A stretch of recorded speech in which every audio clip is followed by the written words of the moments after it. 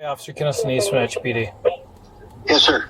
Hey there, just so you know, our conversation is being audio and video recorded, okay? Okay, great. What's going on today?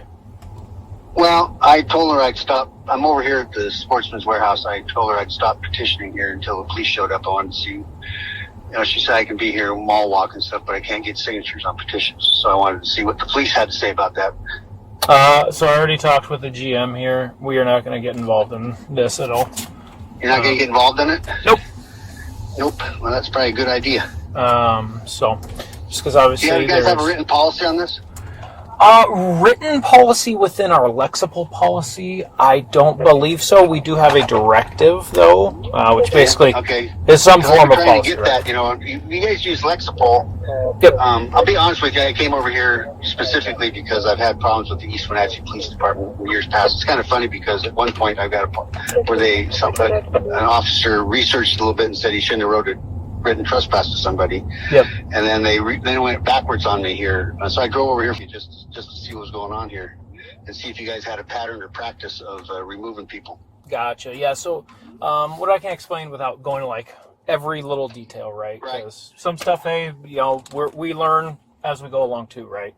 Sure. Obviously there are Supreme Court rulings when it comes to this kind of stuff. Which I believe that is why we got a directive over a year ago from our chief. Well, the Alderwood Mall the decision came out in 1981, and then the Wearmart decision was 1999. Correct, and then I think the Prune Yard one out of California. Oh, that was way long. That was before Alderwood. That was 1980, so that's the one I was just researching. My partner and I were like, okay, where did this start? Right. So it is. Prune Yard went to the U.S. Supreme Court, and the court ruled that the states can set their own parameters as far as correct. And then Washington State, what is it? Article 2, subsection. Exactly. Blah, blah, blah. You read up, man. So yeah, and I think that's why our chief did get the directive out to the rest of us. Say, hey, we are not going to trespass. And obviously, there's within the laws there were certain places like I think Walmart was listed exactly like. That one, law enforcement can trespass. Walmart? No. Winco Food. Okay. Because Winco doesn't allow any activities or anything. Correct. So, they allow some. Did you tell the mall management about that? So I explained to him that, we do have the directive from the chief. If they have... I got the security guard here. Okay. So what's the East Wenatchee PD policy on...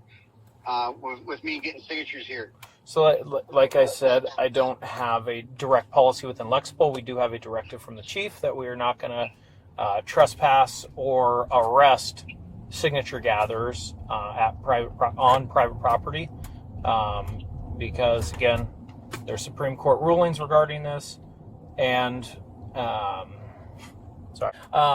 with the Supreme Court rulings on it and the directive from the chief that we're not going to do that, we are not going to get involved in this.